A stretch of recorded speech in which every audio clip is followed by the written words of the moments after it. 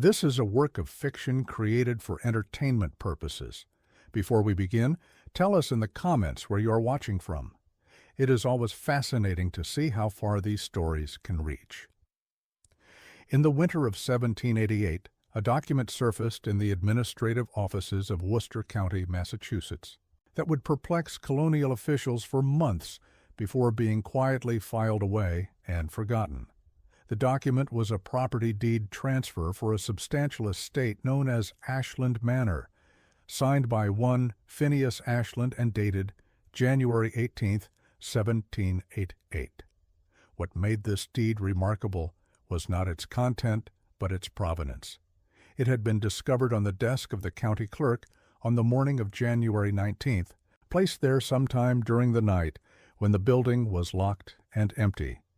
The signature was verified as authentic by 3 witnesses who knew Mr. Ashland's hand, yet the man himself had not been seen since the previous day.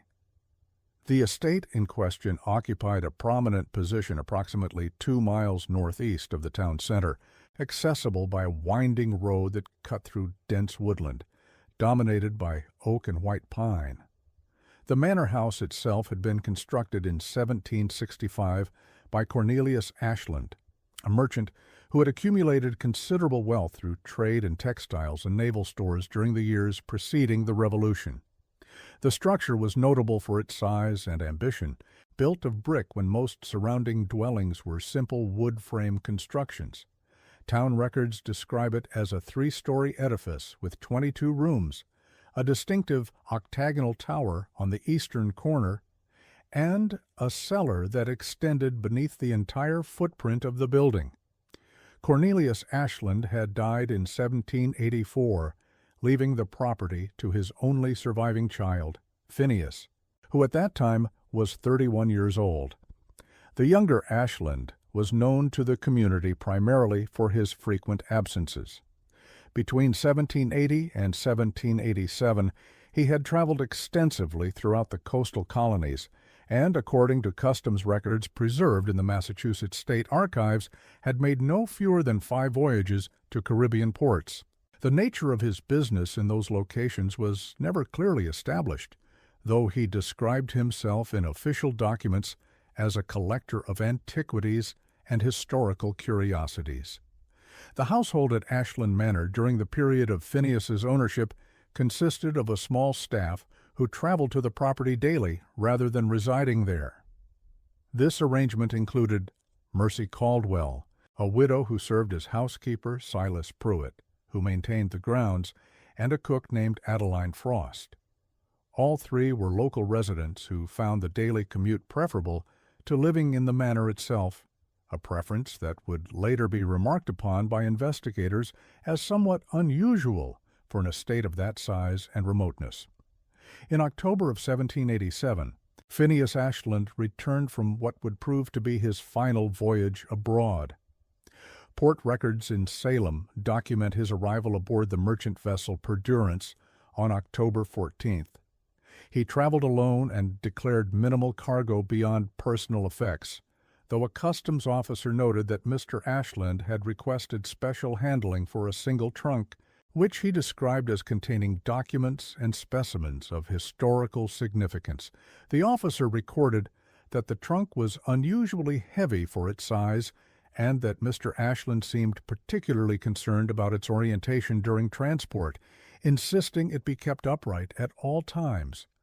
Within weeks of his return, significant changes began at the manor. Silas Pruitt mentioned to acquaintances at the town's public house that his employer had commissioned extensive work in the cellar. The modifications included the installation of a reinforced door constructed of oak planks bound with iron, and what Pruitt described as a series of ventilation shafts that appeared to descend considerably deeper than the existing foundation. When asked about the purpose of these alterations, Pruitt reported that Mr. Ashland claimed to be creating specialized storage for his collection, though the groundskeeper privately expressed doubt about this explanation, noting that the ventilation system seemed designed for occupied space rather than simple storage. By December, the household staff had diminished to Mercy Caldwell alone, Adeline Frost ceased her employment in mid-November, telling neighbors that she found the atmosphere in the house increasingly oppressive.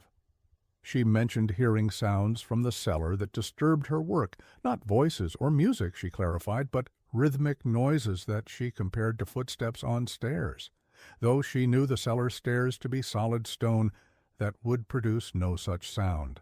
Silas Pruitt departed even more abruptly. His wife, Hannah, later provided testimony to town selectmen that her husband had returned home one evening in late November, visibly shaken, and had refused to return to the manor despite their financial need. When pressed for specifics, Pruitt would say only that he had observed Mr. Ashland descending into the cellar with a visitor whose presence had affected him profoundly, though he struggled to articulate precisely how. The events that would transform the Ashland Manor from a simple country estate into a subject of enduring mystery began on the evening of January 17, 1788. Multiple residents of the surrounding farms reported observing unusual lights in the manor's windows, particularly in the octagonal tower. Samuel Briggs, whose property bordered the Ashland land to the north, provided a detailed statement to investigators describing lights that appeared between the hours of 11 in the evening and approximately 2 in the morning. He characterized the illumination as flickering in a rhythmic pattern, unlike the steady glow of candles or the dancing of firelight. He noted that the pattern seemed regular, almost measured, as if following some predetermined sequence. Briggs also reported hearing sounds carried on the night air, though he emphasized that distance and wind conditions made certainty impossible. He described what might have been human voices engaged in some form of synchronized speaking or chanting, interspersed with periods of silence that seemed, in his words, more profound than mere absence of sound. He stated that these silent intervals created an odd sensation, as if the night itself had paused. 3 other residents of the area, Nathaniel Ward, Constance Merriweather, and her husband Josiah, provided similar accounts, all noting the unusual lights and several mentioning sounds that might have been voices. None of the witnesses found the occurrence alarming enough to investigate that night, as Mr. Ashland was known to occasionally entertain guests from Boston or other cities, and his eccentricities were generally tolerated by the community. The following morning, Mercy Caldwell arrived at the manor to find the front entrance standing open despite the January cold. She called out repeatedly from the doorway, but received no response. After several minutes of hesitation, she entered the house to discover that the main floor appeared entirely undisturbed. Furniture stood in its usual arrangements. No items seemed displaced, and there was no indication of conflict or hurried departure. However, the door leading to the cellar stood ajar, and an unusual odor emanated from below, a combination that Mrs. Caldwell later described as earth and iron and something sweet that produced an instinctive unease. Mrs. Caldwell did not descend into the cellar. She immediately departed the property and went directly to the home of Reverend Josiah Whitmore, who maintained a small residence near the Congregational Church. The Reverend was known to have made occasional social calls on Mr. Ashland, discussing matters of history and antiquarian interest. Upon hearing Mrs. Caldwell's report, Reverend Whitmore accompanied her back to the manor, where he conducted his own examination of the premises. What the Reverend discovered in the cellar was documented only partially in his official report to the town selectmen, filed on January 19th.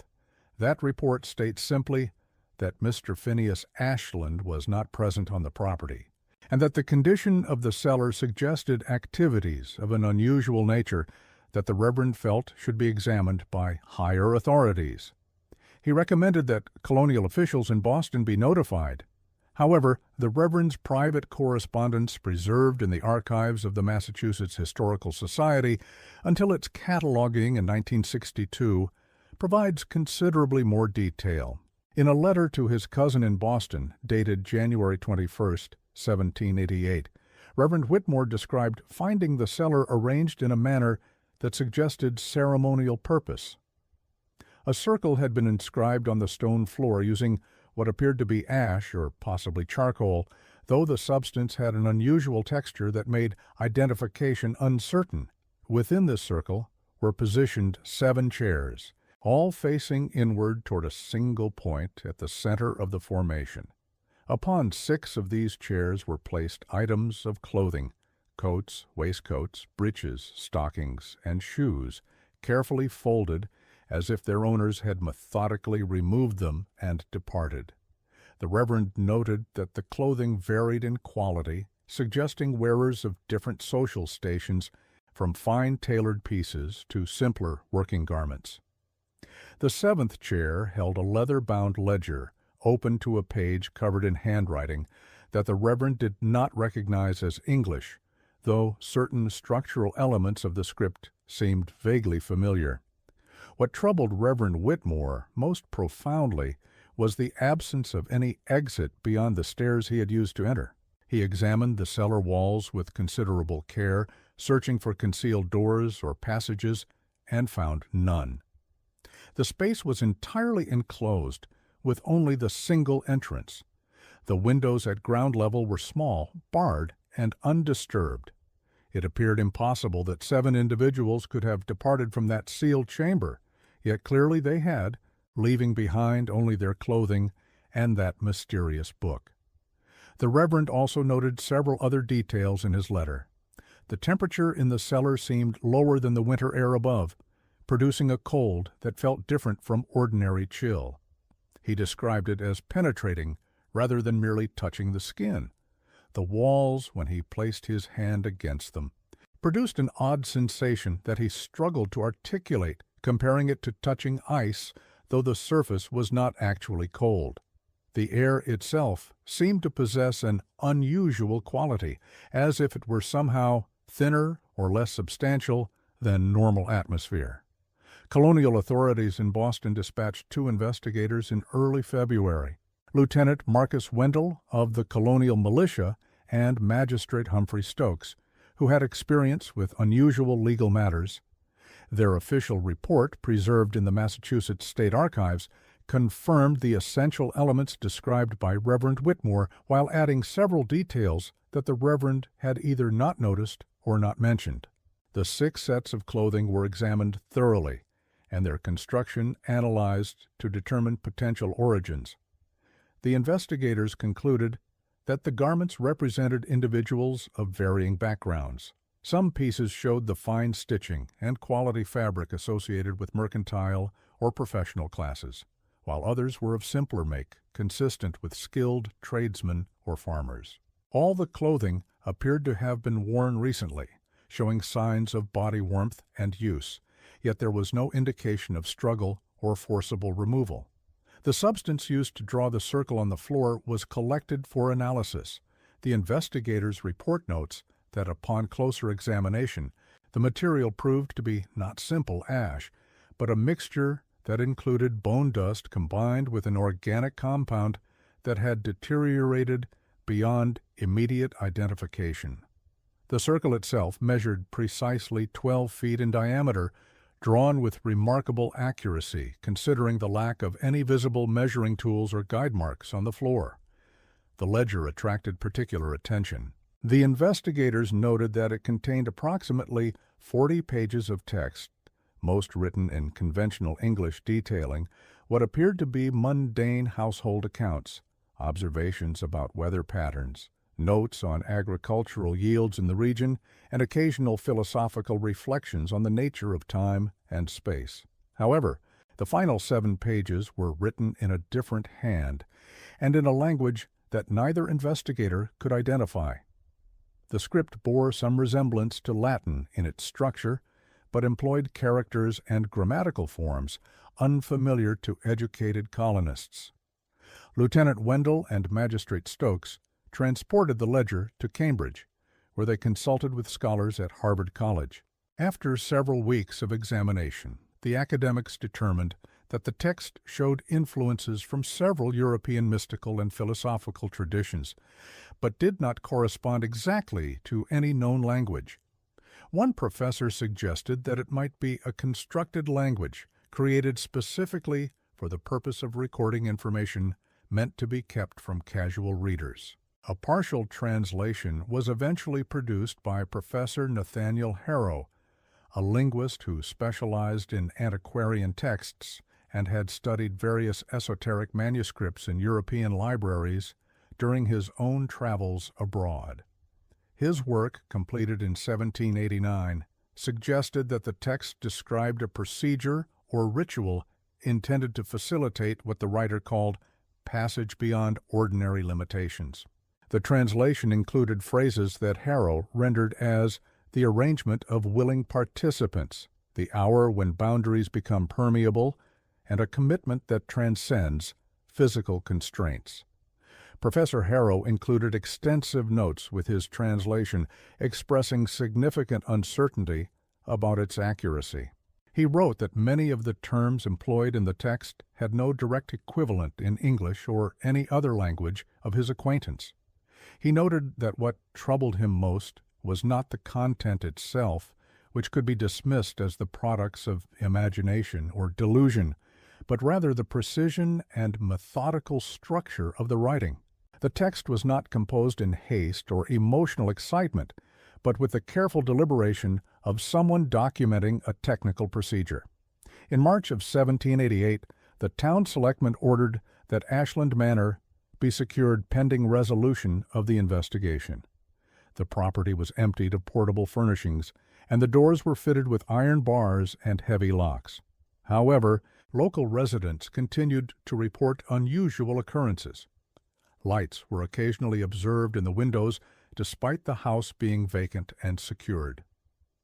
Several travelers on the road past the manor complained of hearing sounds from within the structure, not voices or typical noises, but a rhythmic pattern that multiple witnesses compared to footsteps ascending and descending the main staircase in measured cadence, though no one should have been present to produce such sounds.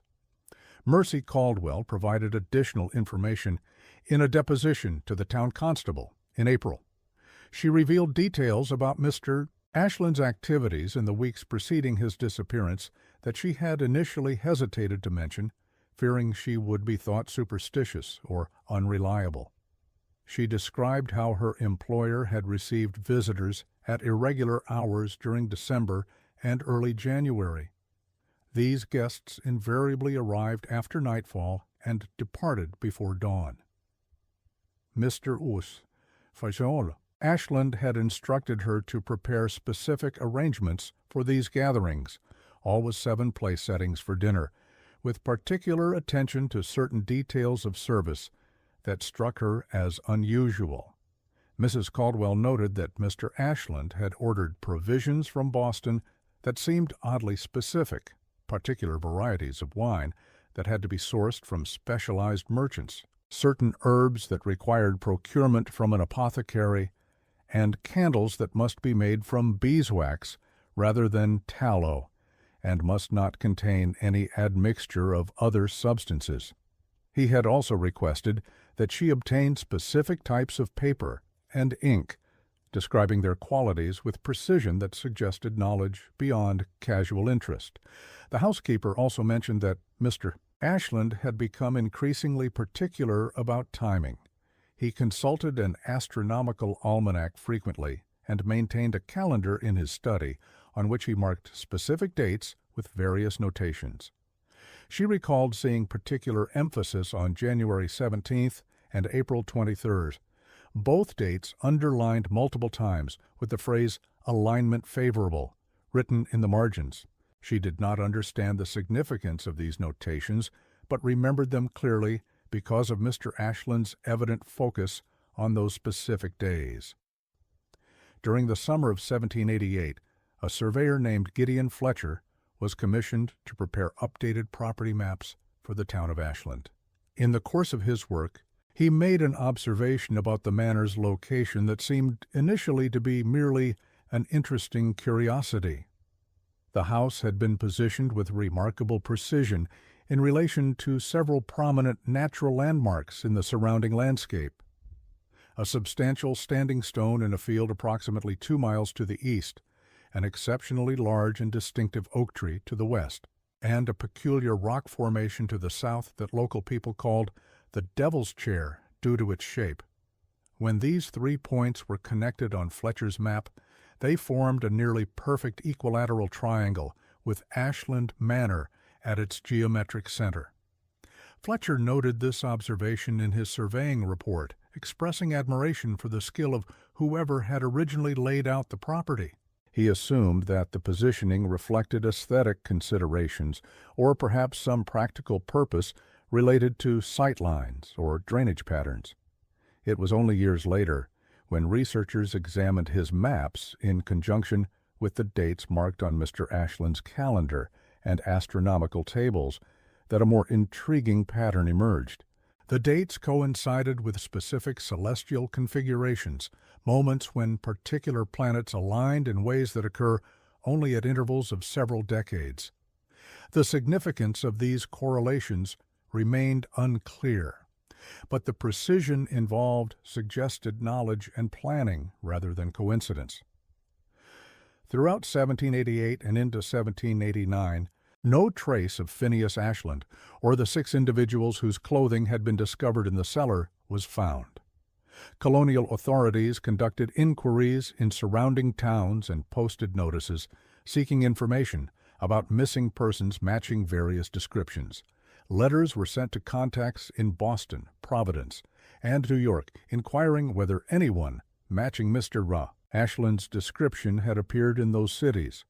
All inquiries produced no credible leads. It was as if 7 people had simply ceased to exist on the night of January 17th. The case gradually faded from public attention, filed among the colony's collection of unsolved mysteries. The manor remained secured but essentially abandoned until 1794, when it was purchased at auction by a group of investors who planned to convert the structure into a boarding house to serve travelers on the increasingly busy road between Worcester and Boston. These plans were quickly abandoned when workers hired to renovate the property refused to continue their labor after only a few days. The foreman of the construction crew, a respected carpenter named Isaiah Martin, provided a statement to the property's new owners explaining the situation. His workers had experienced constant unease while laboring inside the structure. Tools would be found moved from where they had been carefully placed at the end of each workday. The temperature in certain rooms, particularly those on the eastern side of the building, remained noticeably cooler than other spaces, regardless of how vigorously the fireplaces were stoked or how much the windows were sealed against drafts. The incident that finally caused the crew to abandon the project occurred in the cellar. 2 men were working there, removing accumulated debris in preparation for new flooring, when they reported hearing what they distinctly identified as footsteps on the wooden stairs above them. They were certain they were alone in the building, as the rest of the crew was working on the exterior or had gone into town for supplies. When they ascended to investigate the source of the sounds, they found no one present. More disturbing, they discovered that the door leading to the cellar, which they had propped open with a substantial wooden beam to ensure ventilation and easy access, had been closed and the internal bolt thrown, sealing it from the inside, despite the impossibility of such an occurrence. The property changed hands numerous times over the following decades. A pattern emerged in the historical records. Each owner retained the manor for only a few years before selling, often at a loss relative to their purchase price. The reasons given for these sales were typically vague, references to the property being unsuitable for their purposes or descriptions of it as somehow not right for family occupation. Several owners made oblique mentions of disturbances that they declined to specify in detail. In 1823, a fire destroyed the eastern section of the manor, including the octagonal tower that had been such a distinctive feature of the original design. The cause of the blaze was never satisfactorily determined. The building had been vacant for several months prior to the incident, with no one having access to the interior. Witnesses to the fire reported that it appeared to have originated within the tower itself, and several mentioned that the flames seemed to exhibit an unusual quality, pulsing with a rhythm one observer compared to breathing, though this description was generally attributed to the effects of smoke and distance on perception. The remaining structure stood as a partial ruin until 1831, when the town of Ashland finally ordered its complete demolition on the grounds that it had become a hazard and an eyesore. During the demolition process, workers made a discovery that briefly renewed interest in the old mystery. Beneath the stone floor of the cellar, at the precise center of where the ritual circle had been drawn 43 years earlier, they found a small wooden box wrapped in oilcloth that had protected it from moisture. Inside the box was a single sheet of paper, covered in the same unknown script that had filled the final pages of the ledger found in 1788. This document was sent to Harvard College for examination. It eventually reached Professor Edmund Vail, who had studied under Professor Nathaniel Harrow before the latter's death in 1794. Vail's analysis, completed in 1832, concluded that the text appeared to be a list, though he emphasized the tentative nature of this interpretation given the linguistic challenges. He identified what seemed to be 7 distinct entries. 6 of these he could not decipher with any confidence, but the 7th he tentatively translated not as a proper name, but as a descriptive phrase. He who was prepared to witness the threshold. Professor Vail added detailed notes expressing his puzzlement at several aspects of the document. The 7 entries appeared to be presented in a specific order, suggesting a sequence or hierarchy of some kind. More peculiarly, the 7th entry was written in a different ink from the others, a detail visible under close examination. The handwriting also appeared slightly different, more confident perhaps, as if added by someone else or, at a later time, by the same person in a different state of mind. The demolition of Ashland Manor was thorough and methodical. Workers excavated the foundation completely, searching for any hidden chambers or passages that might explain how 7 people could have vanished from a sealed cellar. None were found. The foundation extended to bedrock in most places, with no indication of tunnels or concealed spaces. The site was cleared of all debris, and the land was eventually returned to agricultural use before later transitioning to residential development, as the town expanded in the late 19th and early 20th centuries. In 1847, an incident occurred that added another layer of mystery to the case, though by that time few people retained clear memories of the original events. An elderly woman named Patience Merrow, who was then living with relatives in a neighboring town, came forward with information she claimed to have withheld for nearly 6 decades. In the spring of 1788, she had been a girl of 12, living on her family's farm within sight of Ashland Manor. On the night of January 17th, troubled by sleeplessness, she had been standing at her bedroom window when she observed the lights at the manor that others had also reported. Mrs. Merrow's testimony, given to a local historian who was compiling a chronicle of notable events in the region's history, included details that the other witnesses had not mentioned. She stated that she had watched the lights for a considerable time, and that near dawn she had seen figures moving outside the manor house. The distance was too great for her to distinguish their features or count them with certainty, but she remembered being struck by the way they moved, in a group, maintaining formation, walking toward the eastern edge of the property where the land sloped down toward a stream. What she recalled most vividly, and what she claimed had haunted her throughout her long life, was what occurred just as the first light of dawn began to appear. She described how all the lights in the manor had extinguished simultaneously, as if snuffed by a single breath. In that moment of sudden darkness, she experienced what she struggled to articulate even decades later. She described it as a sensation of the darkness itself becoming deeper, as though a second layer of darkness had opened within the first. She emphasized repeatedly that she had not seen anything specific, but had felt a change in the quality of the night, a shift that lasted perhaps 5 or 6 seconds before the ordinary pre-dawn darkness returned.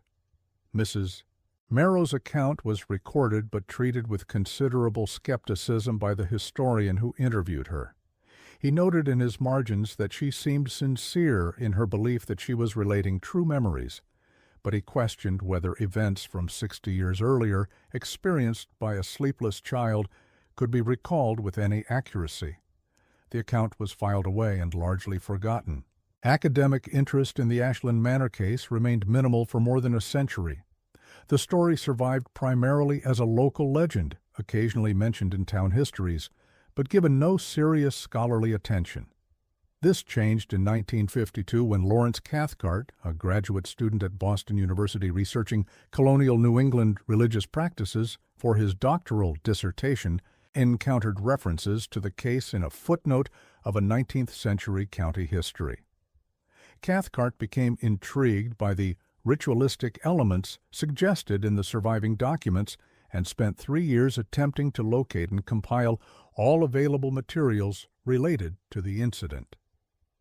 His dissertation, completed in 1955, examined the Ashland Manor case in the context of 18th-century esoteric movements that had gained followings among certain educated colonists, particularly those with connections to European intellectual circles. Cathcart proposed that Phineas Ashland may have been part of a clandestine group practicing rituals derived from European mystical traditions, adapted to the New World environment and incorporating elements of natural philosophy and astronomical observation. Cathcart suggested that the disappearances might be explained through a planned departure, that Ashland and his 6 associates had staged the mysterious circumstances in the cellar as part of an elaborate concealment strategy before traveling to a remote location where they intended to establish a community based on their philosophical or spiritual beliefs. He noted that the frontier regions of western Massachusetts and Vermont in 1788 contained numerous isolated areas where a small group could have settled without attracting official notice. This theory, while more prosaic than explanations involving supernatural elements, struggled to account for several aspects of the case that Cathcart himself acknowledged. The complete absence of any subsequent trace of 7 individuals, some of whom must have had family connections or business dealings that would eventually require their attention, seemed unlikely if they had simply relocated. The sealed nature of the cellar with no evident means of exit remained problematic. The continued disturbances reported at the site, long after any participants would have departed, suggested phenomena not easily explained by conventional means.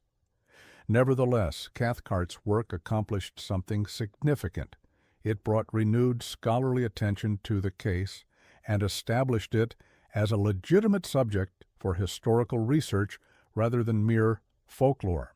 His dissertation led to a more systematic search for related documents in various archives and historical societies throughout New England.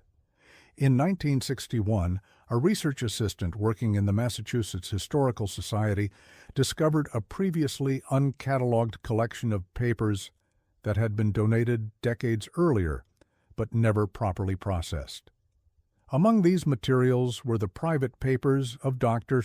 Cyrus Pemberton, the physician who had attended Reverend Josiah Whitmore during the Reverend's final illness in early 1792.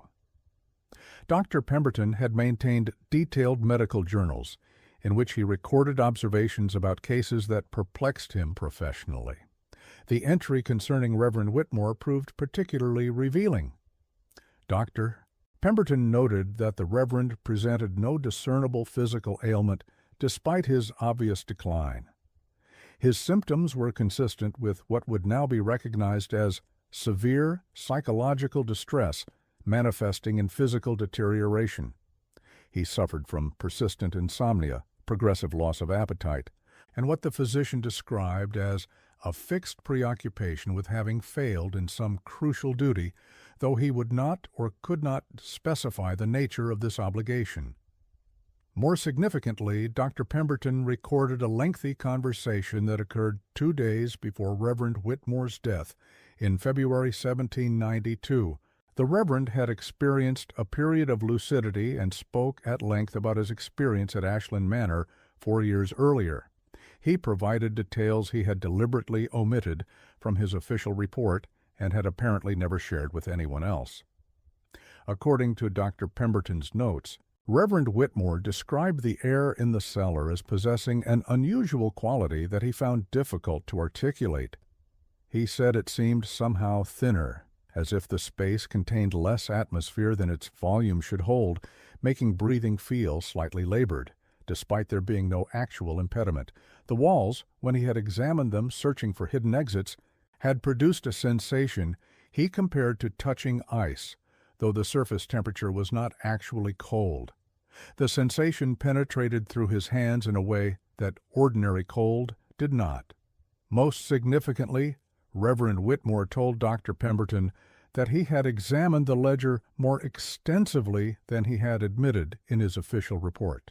He claimed to have recognized certain symbols among the unknown script, not the letters themselves, but the overall pattern of their arrangement. He said these patterns resembled something he had once seen in a manuscript in the private library of a merchant in Salem. A text the merchant had claimed was copied from much older sources dealing with what the Reverend termed covenants that predated Christian theological understanding. The Reverend expressed profound regret that he had not destroyed the ledger immediately upon discovering it. He feared it might be used again by others with similar intentions. He told Dr. Pemberton, "I knew what it represented, what it was meant to accomplish, and I said nothing. I allowed it to pass into other hands. That is my failure, not what I witnessed in that place, but what I permitted to continue existing." Dr. Pemberton included his own reflections on this conversation in his journal. "I cannot determine whether these statements represent genuine knowledge or are the products of a mind undone by guilt and melancholy. What troubles me most deeply is the profound conviction with which he spoke and the observable fact that his deterioration began so precisely following his visit to that house. Throughout my long career in medicine, I have seen men die of countless illnesses and injuries, but I have never before witnessed someone waste away from what appears to be nothing more substantial than knowledge itself." The Pemberton papers also contained correspondence from Magistrate Humphrey Stokes, written in late 1792, several months after Reverend Whitmore's death. The magistrate wrote to inquire whether Drs. Pemberton might examine the Reverend's personal effects, particularly any books or papers he might have retained. Stokes explained that the ledger taken from Ashland Manor had vanished from the locked strongbox where it had been secured pending review by higher colonial authorities. He suspected that someone with authorized access to official records had removed it deliberately, and he wondered whether Reverend Whitmore might have retrieved it before his final illness, perhaps with intentions of destroying it, as he had apparently wished to do. There is no indication in Dr. Pemberton's papers that such an examination took place or that the ledger was ever located. The item's whereabouts remain unknown to this day. The final documented piece of evidence related to the Ashland Manor case emerged in 1968 during renovation of an old courthouse building in Salem. Workers removing materials from a long unused storage room discovered a sealed document box that had apparently been misfiled many decades earlier. Inside was correspondence between Magistrate Humphrey Stokes and Professor Nathaniel Harrow, the linguist who had worked on translating the mysterious ledger in 1789. This correspondence revealed that Professor Harrow had made considerably more progress with the translation than his official report had indicated, but had deliberately chosen to withhold his complete findings. In a letter to Stokes dated November 1789, Harrow wrote, I have completed what I believe to be an accurate rendering of the text, insofar as such accuracy is achievable with material of this nature. However, I cannot in good conscience provide you with the full translation. The final pages do not describe a ritual in abstract or theoretical terms, but present-specific, detailed instructions written with a precision that suggests they were intended to be followed by subsequent practitioners. To disseminate this information would be to risk its replication by others.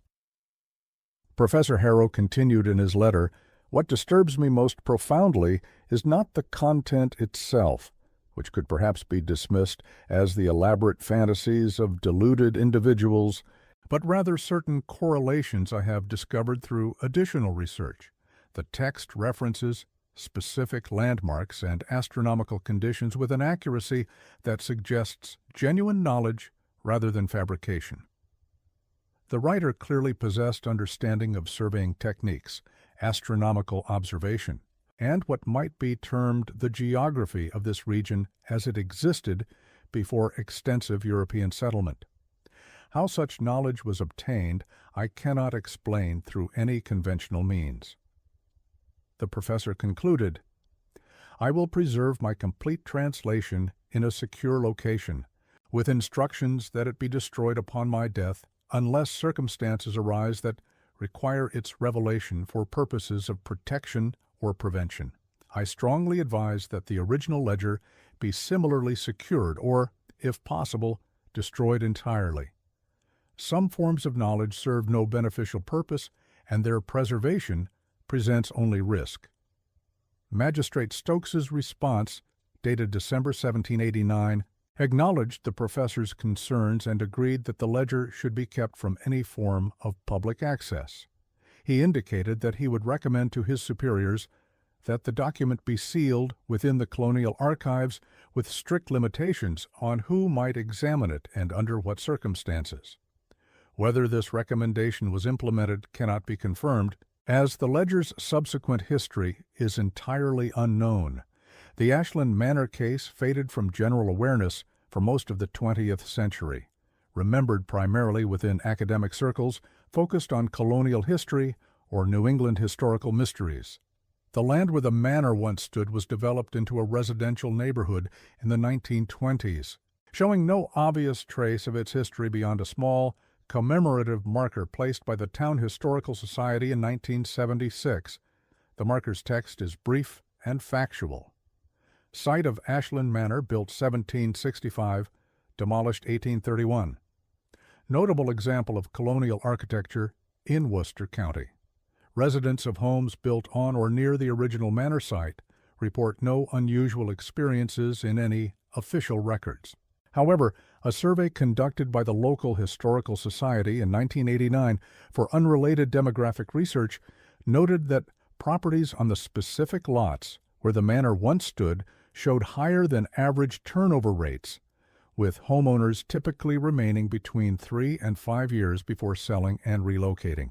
The reasons given for these sales were entirely ordinary: job transfers to other regions, changes in family size requiring larger or smaller accommodations, typical life circumstances that motivate residential moves.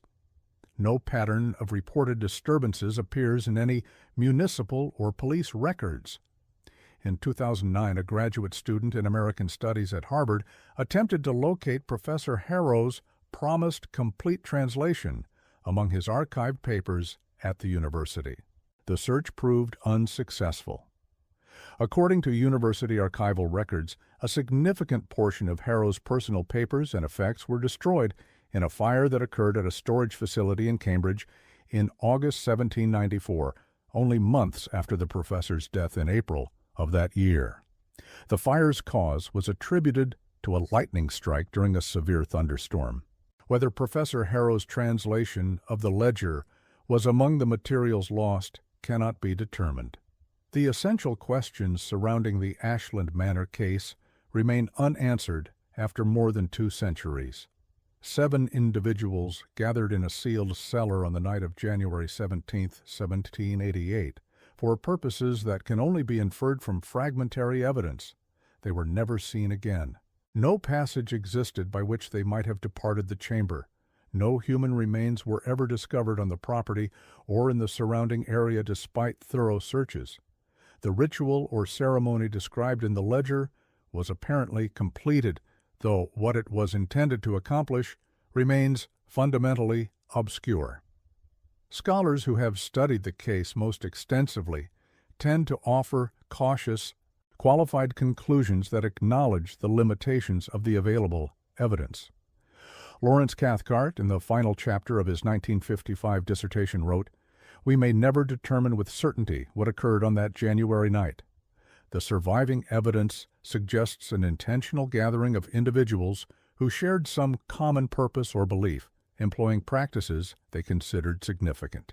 Whether they achieved their intended goal, whatever that goal may have been, or whether they fell victim to more conventional circumstances that were subsequently concealed, cannot be established from the fragmentary records that remain. What can be stated with confidence is that something occurred which profoundly disturbed at least two educated, rational men of the 18th century, men not given to superstition or exaggeration. That disturbance, rather than any supernatural explanation, may be the true mystery at the heart of this case." The question of what Reverend Josiah Whitmore actually witnessed in that cellar beyond the physical evidence he described, the arranged chairs, the abandoned clothing, the mysterious symbols, remains his secret, carried with him to his grave in February 1792. His original letter to his cousin contained a line that perhaps captures the essential enigma more precisely than any scholarly analysis. "I have witnessed what no man of God should witness, and I fear my silence is a sin greater than any I might name." Whether that silence should have been preserved or broken, whether the knowledge he possessed was dangerous in itself or only in its potential applications, these questions have no clear answers. The Ashland Manor stands now only in historical records and local memory, its physical presence erased nearly 2 centuries ago. Yet the questions it generated persist, resistant to resolution, a reminder that some events leave marks in the historical record that time does not erase, but merely renders more mysterious.